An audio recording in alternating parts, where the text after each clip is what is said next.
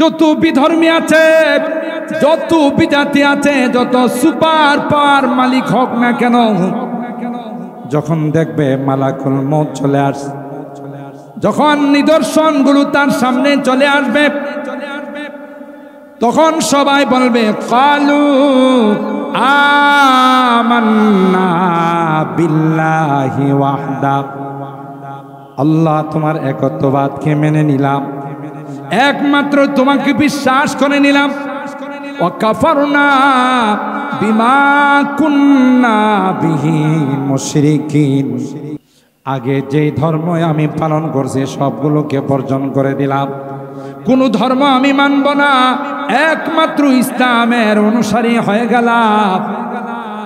আল্লাহ কোরআন কারীমের আয়াতের মাধ্যমে জানিয়ে দিলেন ফালাম ইয়াকু ইয়ানফাউহুম ঈমানুহুম লাম্মা রাআউ বাসনা ক্বালু লাম্মা রাআউ বাসনা সুন্নাতাল্লাহিল্লাতী قد خلت في عبادي وخسر هنالك الكافرون।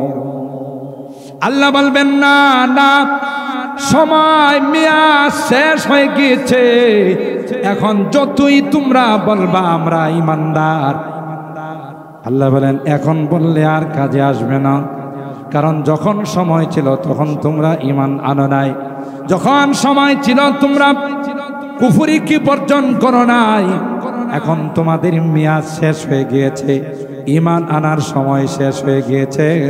আল্লাহ বলেন এখন ঈমান আনলে কোনো লাভ হবে না। ফিজায়ে বদর পাদা কর ফেরেশতে তেরি নুসরত কো उतर सकती है गर्दों से कतार अंदर कतार भी। কবি ডাক দিয়া বলেন ওই জজবা, ওই ঈমানি তাকওয়াত যদি এখনো তোমাদের মধ্যে হয়ে যায়, তাহলে যেই আল্লাহ বদরের প্রান্তে সাহায্য নাযিল করেছিলেন, বিশাল একটি সশস্ত্র বাহিনীকে পরাস্ত করে বিজয়ের পতাকা মুসলমানকে আল্লাহ দিয়েছিলেন, সেই আল্লাহ এখনো আছে না নাই? আরো জোরে বলেন আছে না নাই? আল্লাহ ডাক দেয়া কয় ওয়ালা তাহিনু ওয়ালা তাহজানু ওয়া আনতুমুল আ'লাউন ইন কুনতুম মুমিনিন। সত্যিকার অর্থে তোমরা যদি ঈমানদার হয়ে থাকো, ভয় পাওয়ার কোনো কারণ নেই, টেনশনের কোনো কারণ নেই, বিজয়ী তোমাদের কদম বসি। কথা বলেন ঠিক কিনা? বিজয় তোমাদের কদম বসি করবে, তোমাদের কদমে চুমু খাবে। শর্ত হলো তোমাদের মধ্যে মুনাফিক থাকতে পারে। আজকে গোটা বিশ্ব মুনাফিকে ছেয়ে গেছে। মুসলিম কান্ট্রিগুলো যদি আজকে এক থাকতো, আল্লাহর কসম, ইসরায়েলের ইহুদি বাচ্চারা ফিলিস্তিনের মুসলমানকে হত্যা করা দূরের কথা, তাদের দিকে তাকানোর সাহস পাইত। আলহামদুলিল্লাহ, আলহামদুলিল্লাহ। Imtiaz trading and contracting company Doha Qatar এর উদ্যোগে কোম্পানির আত্মীয় স্বজন ও সকল কবরবাসীদের রুহের মাগফিরাত কামনায় আয়োজিত আজকের আন্তর্জাতিক ইসলামী মহাসম্মেলনের সম্মানিত সদর হযরতে উলামায়ে কেরাম, বারাদারানে ইসলাম, পর্দার আড়ালের মা ও বোনেরা, আল্লাহ পাকের দরবারে লাখো কোটি শুকরিয়া যে রব্বে করিম আমাদেরকে আজকের এই বরকতি মহতি ইসলামী মহাসম্মেলনে আসার বসার তৌফিক দান করেছেন। এই জন্যে অন্তরের অন্তঃস্থল থেকে কালিমাতুশ শুকর আদায় করি, জোরে সোরে বলি আলহামদুলিল্লাহ। আর একটু জোরে বলি আলহামদুলিল্লাহ। সম্মানিত সুধী, সেই সকাল 10টা থেকে অনেক গরম গরম বয়ান শুনে আসছে আমার তরুণ ওলামায়ে কেরাম, কলিজার টুকরা নওজোয়ান ওলামায়ে কেরাম, আপনাদেরকে অনেক গরম বক্তব্য শোনাচ্ছেন। সারাক্ষণ যদি গরমই থাকে তাহলে তো গরমে গরমে সমস্যা হয়ে যায়, কি বলেন? ঠিক এই জন্য আমাদের মতো দাড়ি পাকা যারা আছে আমরা তো গরম বক্তব্য দিতে পারি না, আমরা একটু নরম বক্তব্যই দিব, কথা বলেন ঠিক কিনা? আর রেডি থাকেন আসল গরম বক্তব্য যে যার অপেক্ষায় আমরা বসা আছি, কথা বলেন ঠিক কিনা? যাকে আমরা আগামী দিনের রাহবর মনে করি, কথা বলেন ঠিক কিনা? শুধু আমাদের নয়, গোটা জাতির রাহবর, কথা বলেন ঠিক কিনা? ইনশাআল্লাহ, বলেন ইনশাআল্লাহ।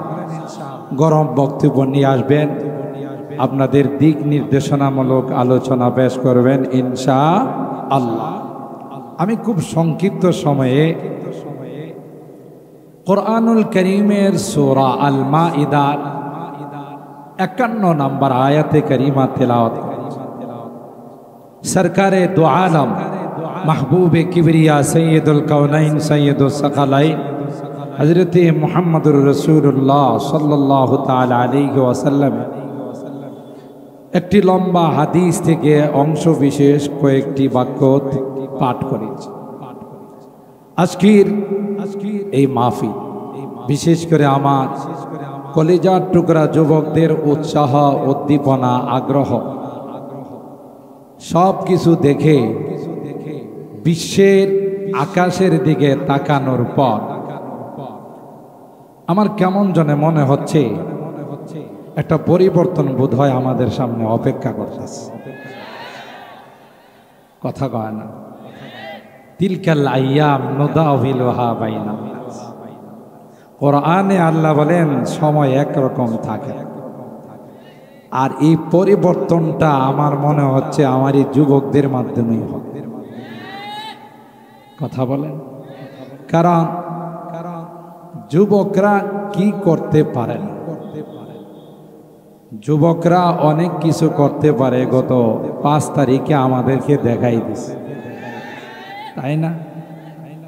এরা দেখিয়ে দিয়েছে যে আমরা ইচ্ছা করলেই বিপ্লব ঘটাইতে পারি, কথা বলেন? আল্লাহ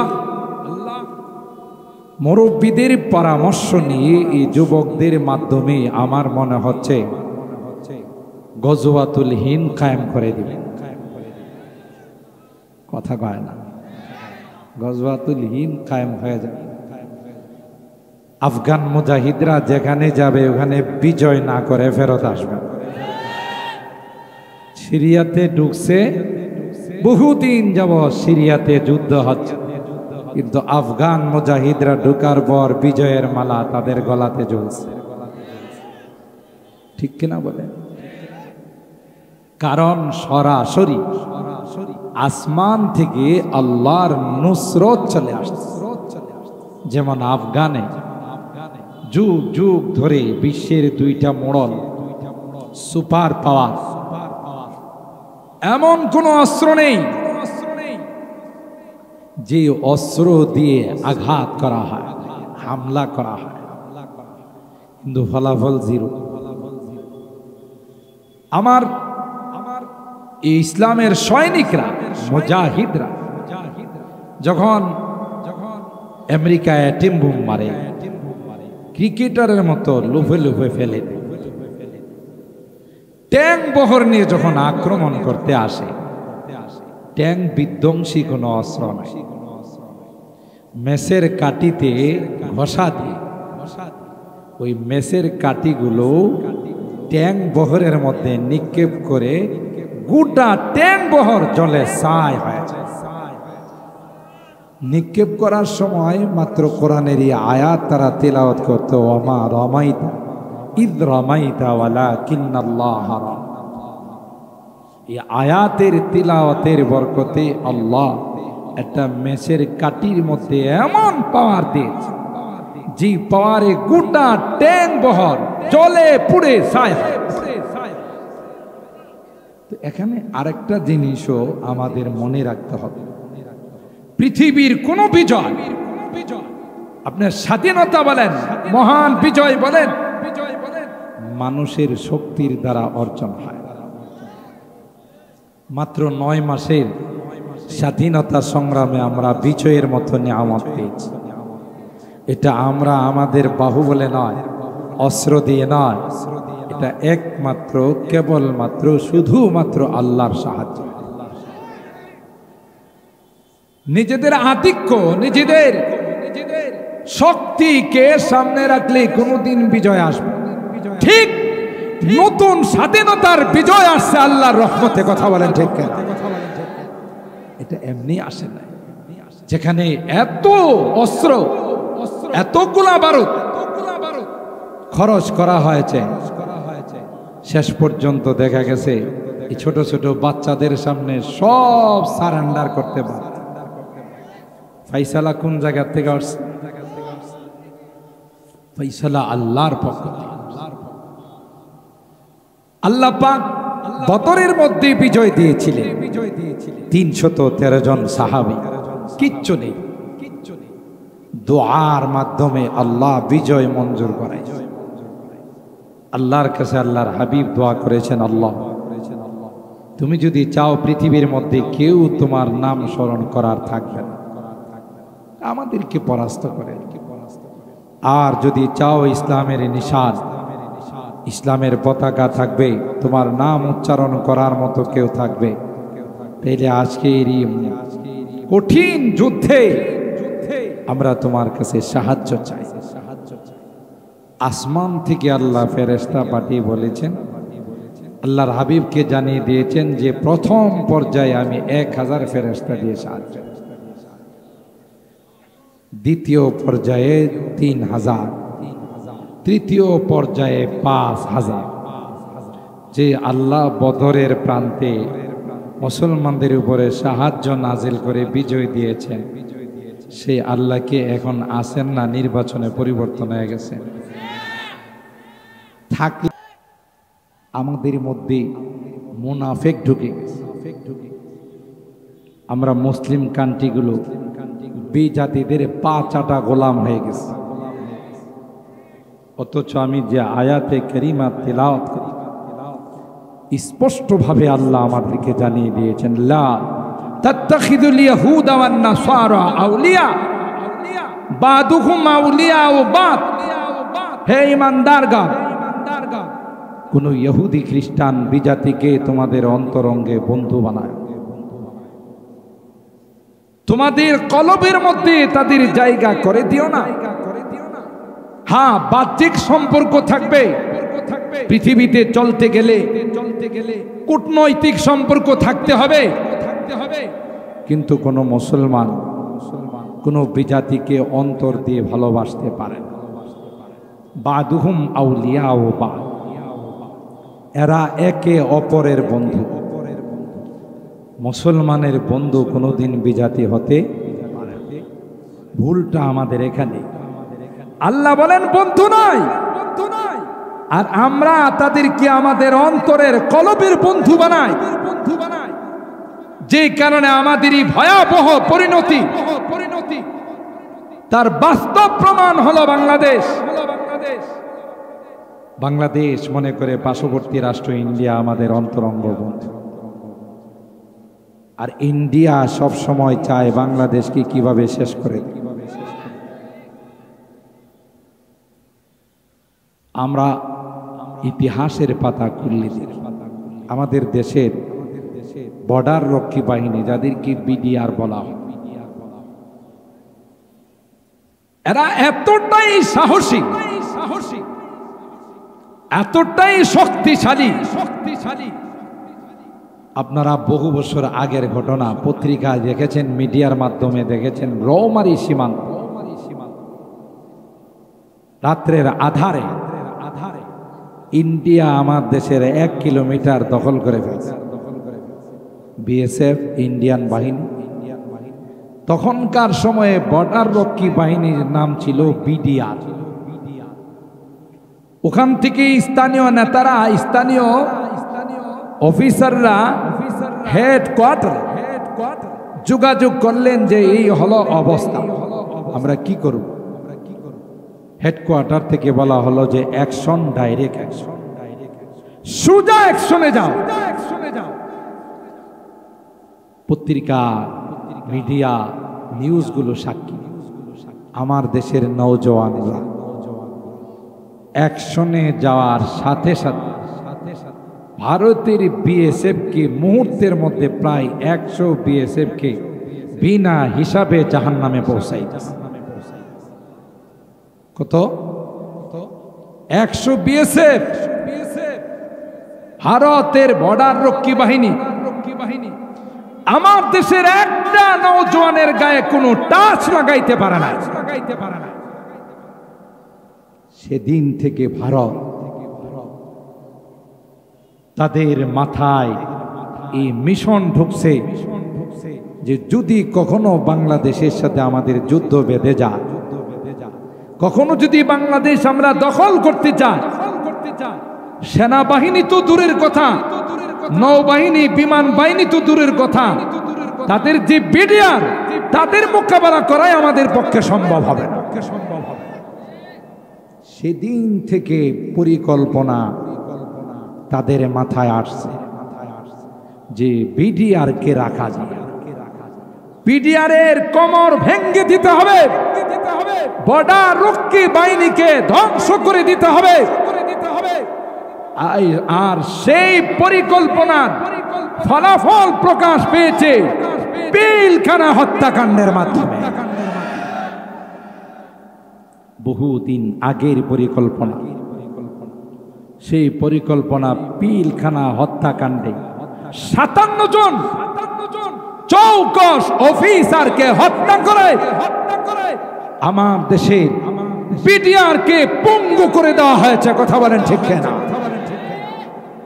কারণ ওরা বিধর্মী, এরা আমাদের কোনো উন্নতি দেখতে চায় না।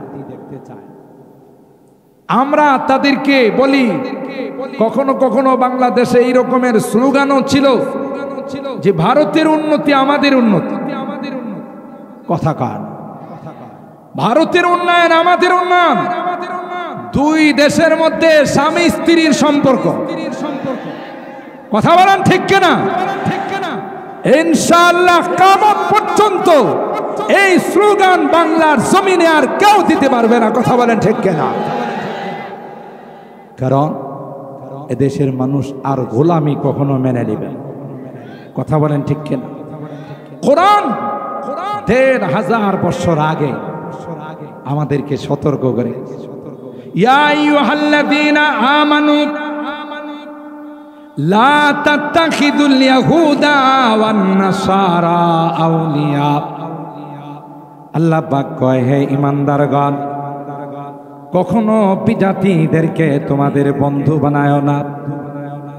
এরা একে অপরের বন্ধু, একজন আরেকজনের পাশে দাঁড়ায়, মুসলমানদের বিপক্ষে দাঁড়ায়। গোটা বিশ্বে যত হামলা মামলা, যত আক্রমণ হয় সবগুলো মুসলিম কান্ট্রিগুলোতে হয়। ঠিক কিনা বলে? মুসলিমদেরকে, মুসলমানদেরকে নিধন করার জন্যে, মুসলমানদেরকে শেষ করে দেওয়ার জন্যে যত রকমের ষড়যন্ত্র, যত রকমের পরিকল্পনা, সবগুলো তাদের পক্ষ থেকে বানানো হয়।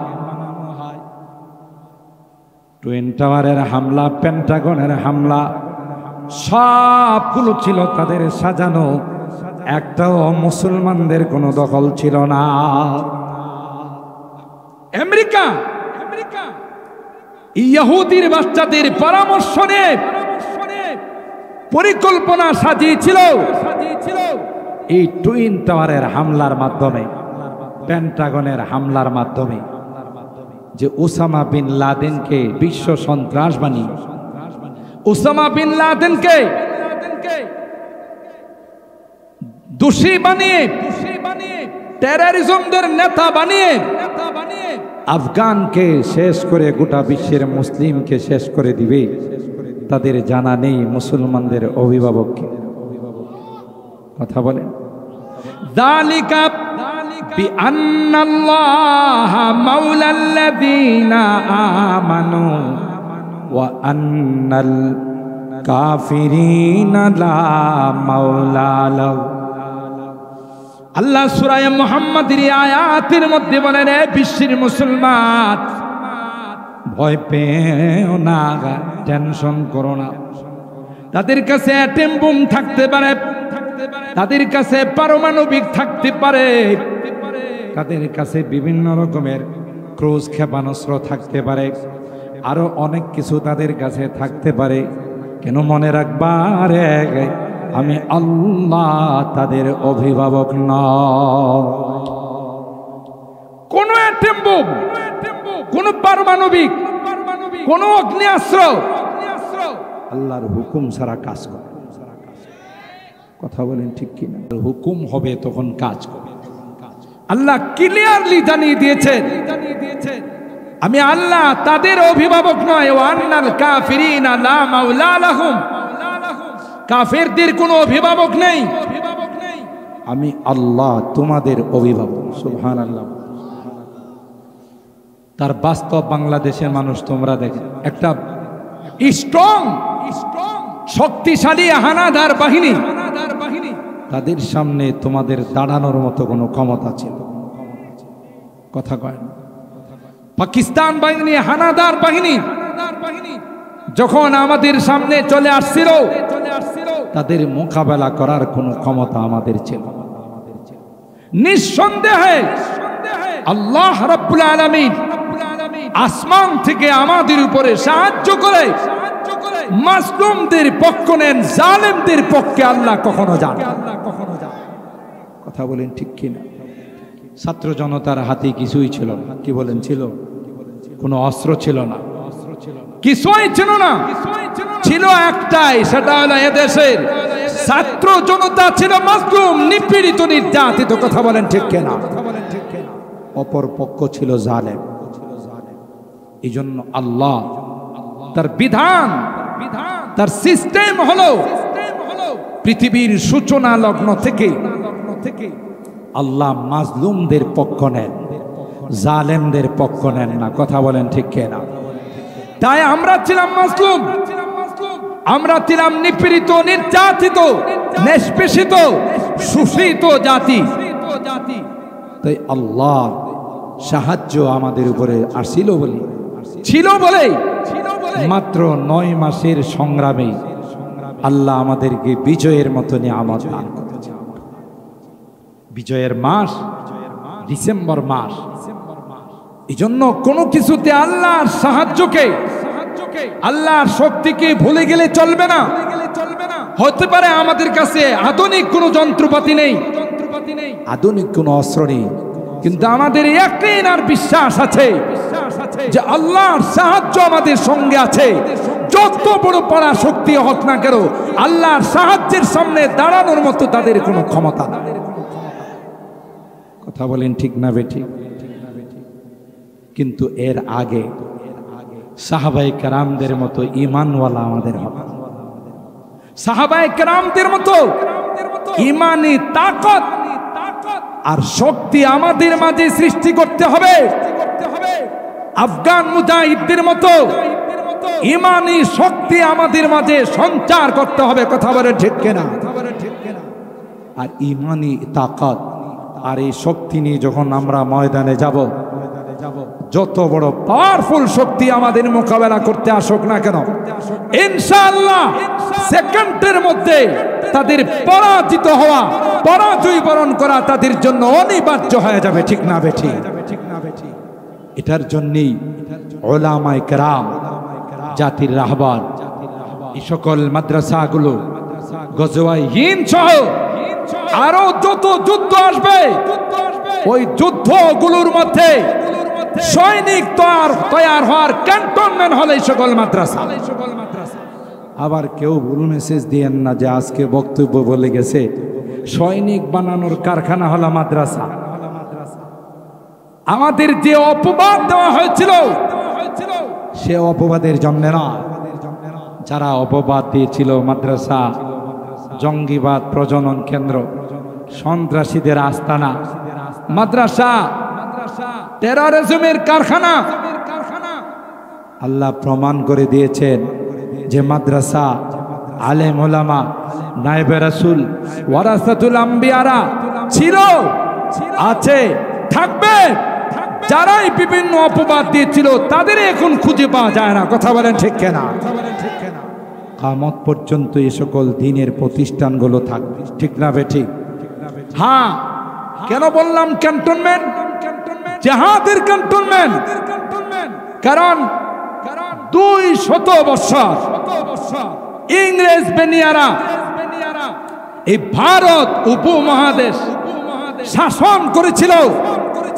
সর্বপ্রথম তাদের বিরুদ্ধে যারা জিহাদের ঘোষণা দিয়েছেন এরা হলো আমাদের আকাবে। কথা বলেন ঠিক কিনা?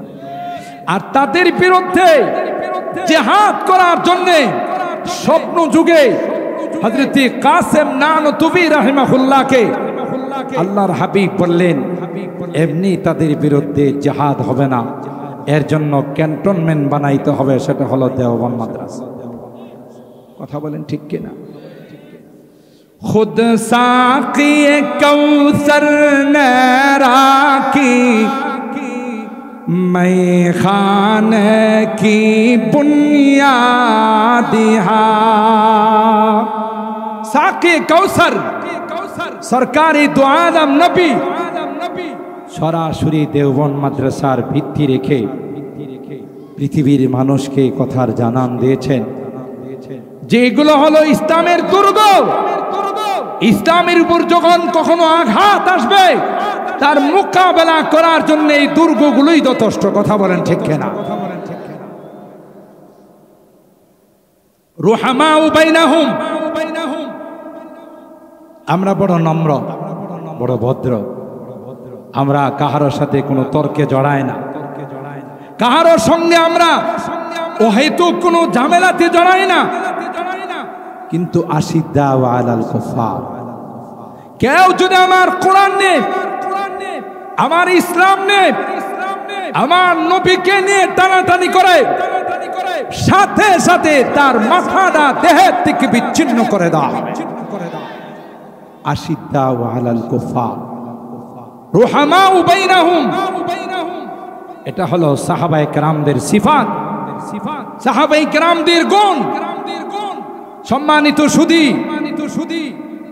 এই সকল মাদ্রাসা থেকে নায়েবে রাসূল যারা বের হচ্ছে, ওয়ারাসাতুল আম্বিয়া যারা বের হচ্ছে, গোটা বিশ্বের মধ্যে ইসলামের পাহারাদার হিসাবে, ইসলামের সৈনিক হিসাবে আনাচে কানাচে ছড়িয়ে ছিটিয়ে যাচ্ছে। আর আমার এই সমাজের যুবকরা তাদেরকে অনুসরণ করে, তাদেরকে ফলো করে, যখন জিহাদের ডাক আসবে, কলমার ডাক আসবে, ইসলামের পতাকা উত্তোলনের ডাক আসবে, তখন তারা ময়দানের মধ্যে দুশমনদের বিরুদ্ধে ঝাঁপিয়ে পড়বে। কথা বলেন ঠিক কিনা? আর এই দুর্গগুলোকে সংরক্ষণের দায়িত্ব নিয়েছেন কে? আরো জোরে বলেন। এই সকল দুর্গগুলোকে সংরক্ষণের দায়িত্ব নিয়েছেন সরাসরি আল্লাহ। ইন্না নাহনু নাযালনা যিকরা ওয়া ইন্না লাহু লাহাফিজুন। এই কোরআন আমি নাযিল করেছি, ইসলাম আমার মনোনীত ধর্ম, একমাত্র আমার নির্বাচিত ধর্ম। আমি আমার বয়ানে আপনাদের অনেক সময় বলে থাকি, সর্বপ্রথম আদম সন্তান যখন দুনিয়াতে আসছে তখন কিন্তু অরিজিনাল ধর্ম ইসলাম নিয়ে দুনিয়াতে আসছে। কুল্লু মাউলুদিন ইউলাদু আলাল ফিতরা ফাআবাওয়াহু ইউহাফিদানিহি আও ইউনাসসিরানিহি আও ইউমাজ্জিসানি। আসল ধর্ম ইসলাম নেই। প্রত্যেকেই, আপনি ইহুদি বলেন, খ্রিস্টান বলেন, হিন্দু বলেন, বৌদ্ধ বলেন, অরিজিনাল ধর্ম ইসলাম নেই পৃথিবীতে আগমন করছে। কথা বলেন ঠিক কিনা? আসার পর তখন তার ধর্মের যারা আছে, তার গুরুরা, হিন্দু ধর্মের হলে হিন্দু বানিয়েছে, বৌদ্ধ ধর্মের হলে বৌদ্ধ বানিয়েছে।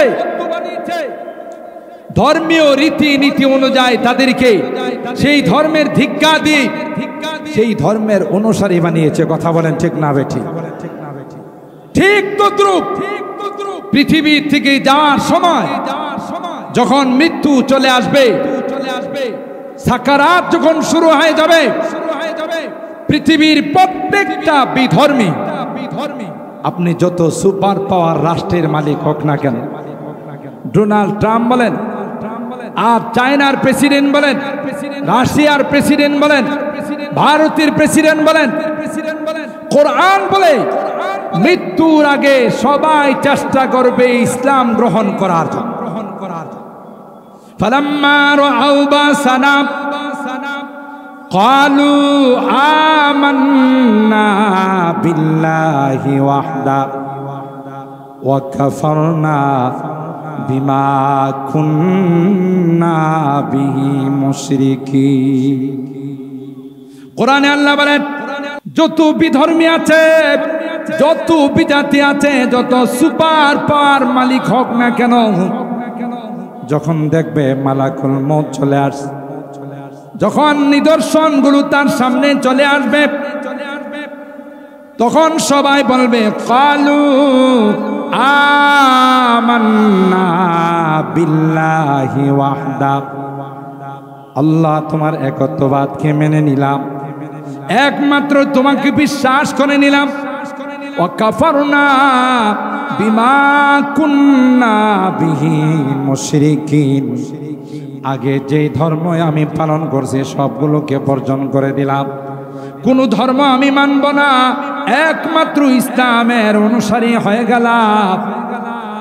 আল্লাহ কোরআন কারীমের আয়াতের মাধ্যমে জানিয়ে দিলেন ফালাম ইয়াকু ইয়ানফাউহুম ঈমানুহুম লাম্মা রাআউ বাসানা ক্বালু লাম্মা রাআউ বাসানা সুন্নাতাল্লাহিল্লাতী قد خلت في عبادي وخسر هنالك الكافرون। আল্লাহ বলবেন না না, সময় মেয়াদ শেষ হয়ে গিয়েছে, এখন যতই তোমরা বলবা আমরা ইমানদার, আল্লাহ বলেন এখন বললে আর কাজে আসবে না, কারণ যখন সময় ছিল তখন তোমরা ঈমান আনো নাই, যখন সময় ছিল তোমরা কুফরি কি বর্জন করো নাই, এখন তোমাদের মেয়াদ শেষ হয়ে গিয়েছে, ঈমান আনার সময় শেষ হয়ে গিয়েছে। আল্লাহ বলেন এখন ঈমান আনলে কোনো লাভ হবে না। ঠিক কিনা বলেন? যেমনটা ফেরাউন সূরা ইউনূসের মধ্যে আল্লাহ পাক তার ঈমান আনার বর্ণনা দিয়েছেন। লৌহিক সাগরে ফেরাউন যখন ডুবা শুরু করলো, আল্লাহ যখন ফেরাউনকে শাস্তি দেওয়া শুরু করলেন, তখন ফেরাউন আল্লাহকে বলেন ক্বালা আমানতু বিল্লাহিল্লাযী আমানাত বিহি বানু ইসরাঈল ওয়া আনা মিনাল মুসলিমিন। হে আল্লাহ, আমি কিন্তু একজন পাক্কা মুসলমান, বনু ইসরাঈল যে আল্লাহকে বিশ্বাস করেছেন আমিও সেই আল্লাহকে বিশ্বাস করে নিলাম, আমি একজন পাক্কা মুসলমান। আল্লাহ পাক তখন রেজাল্ট আউট করলেন আল আন ওয়াকাদ আসাইতা ক্বাবল ওয়া কুনতা মিনাল মুফসিদিন। ফেরাউন, তোমার এখন ঈমান আনার সময় হয়েছে, অথচ এর আগে যত সন্ত্রাসী কাজ আছে, এর আগে যত অশান্তিমূলক কাজ আছে, তুমি ফেরাউন তোমার ক্ষমতা টিকিয়ে রাখার জন্য বনি ইসরাইলের লক্ষ লক্ষ ছেলে সন্তানকে তুমি হত্যা করেছো। কথা বলেন ঠিক কি? এই জন্য আমি আমার অনেক বয়ানে বলি, কিয়ামত পর্যন্ত যারাই তাদের ক্ষমতা টিকিয়ে রাখার জন্য মানুষকে খুন করবে, গুম করবে, আয়না ঘরে বন্দী করবে, বুঝতে হবে তাদের ব্লাডের মধ্যে ফেরাউনের ব্লাড ঢুকে আছে। কথা বলেন ঠিক কিনা? এটাই সিস্টেম। কারণ ক্ষমতা টিকিয়ে রাখার জন্য অন্যায় ভাবে যারা মানুষ হত্যা করে, অন্যায় ভাবে মানুষকে যারা গুম করে, অন্যায় ভাবে যারা আয়না ঘরে মানুষকে বন্দী করে, তাদের সাথে একটা গভীর কানেকশন ফেরাউনের সঙ্গে। কথা বলেন ঠিক কিনা? আল্লাহ পাক বলেন আল আন ওয়াকাদ আসাইতা ক্বাবলু ওয়া কুনতা মিনাল মুফসিদিন। লং টাইম তুমি নাফরমানি করছো, আল্লাহকে 2 নম্বরে রেখে তুমি 1 নম্বরে যাওয়ার চেষ্টা করছো। ফাহাশারা ফানাদা ফাকালা আনা রাব্বুকুমুল আ'লা। আর এখন তোমার সামনে আযাব আর গজব চলে আসছে, তুমি বলতেছো আমি একজন পাক্কা মুসলমান। ফালাম ইয়াকু ইয়ানফাউহুম ঈমানুহুম লাম্মা রাআউ বাস। তাহলে কি বুঝা গেল? আমরা যেই ধর্মের মধ্যে আছি, আমাদের ধর্ম হলো ইসলাম। এটাই একমাত্র, কেবলমাত্র, শুধুমাত্র আল্লাহর মনোনীত ধর্ম। কথা বলেন ঠিক কিনা? আর একটাও আল্লাহর কাছে গ্রহণযোগ্য ধর্ম নয়, এগুলো মানব রচিত ধর্ম। তাই গোটা বিশ্ব মিলে এই ধর্মকে যদি কেউ উৎখাত করতে চায়, এই ধর্মের অনুসারীদেরকে যদি কেউ উৎখাত করতে চায়, মনে রাখতে হবে এই ধর্মকে উৎখাত করা যাবে না, এই ধর্মের অনুসারীদেরকে উৎখাত করা যাবে না। যারা উৎখাত করতে আসবে তারাই উৎখাত হয়ে যাবে। কথা বলেন ঠিক কিনা? সম্মানিত সুধী, আমি আপনাদের খেদমতে হাদিসে পাকের যে অংশটুকুন তিলাওয়াত পাঠ করেছিলাম, লম্বা হাদিস। আল্লাহর হাবিব বলেন, সাবআতুন ইউযিল্লুহুমুল্লাহু ফি যিল্লি ইয়াওমা লা যিল্লা ইল্লা যিল্লুহু, ইমামুন আদিল ওয়া শাবুন নাশা ফি ইবাদাতিল্লাহ। কিয়ামতের কঠিন ময়দানে 7 শ্রেণীর মানুষকে আল্লাহ রাব্বুল আলামিন আরশে আজিমের নিচে ছায়া দিবেন। সুবহানাল্লাহ বলেন। সেই দিনটা কেমন হবে? সেই দিনটা কেমন হবে? সূর্যটা মাথার উপর চলে আসবে, জমিনটা তামা হয়ে যাবে। 7 শ্রেণীর মানুষ আল্লাহ রাব্বুল আলামিন তার আরশে আজিমের নিচে তাদের ছায়ার ব্যবস্থা করবেন। এর মধ্যে এক শ্রেণী হলো ইমামুন আদিল, ন্যায় পরায়ণ বাদশা যারা হবে, যারা তাদের জনগণের উপর ইনসাফের বিচার করবে, ইনসাফের শাসন করবে।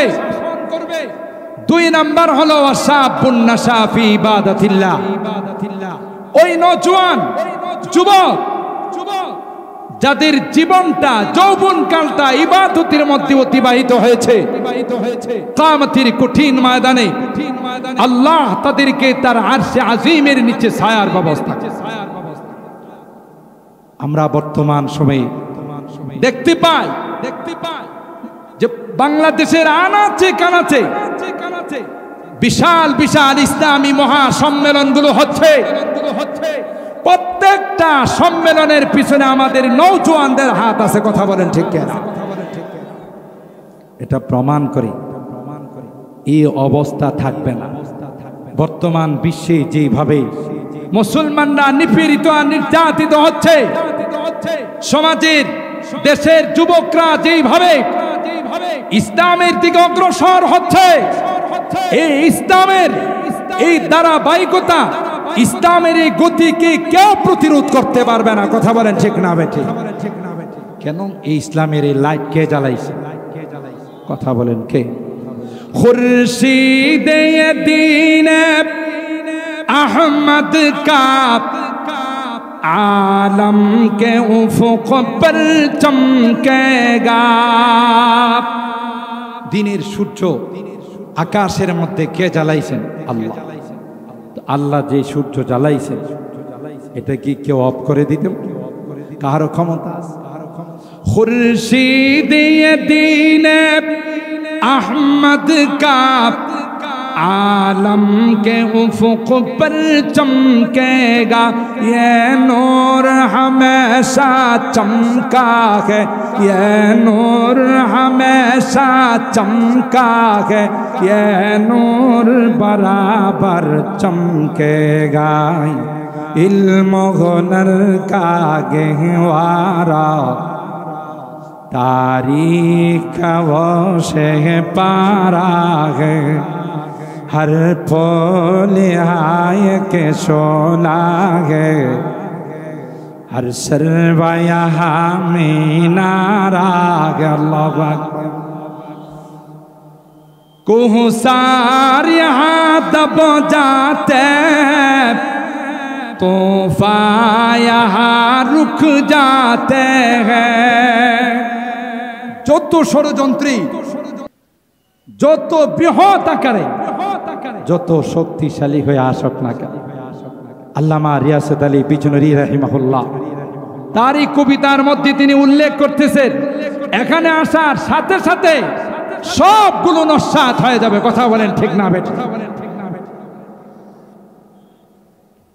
कोहसार यहाँ दब जाते तोहफा यहाँ रुक जाते हैं, इसका है फकीरी के आगे, इसका है फकीरी के आगे शाहों की महल झुक जाते हैं, इल्म हुनर का गहवारा तारीख का वो शेह पारा है, हर फूल आय के शोला है, हर शर्वा यहाँ में नारा है।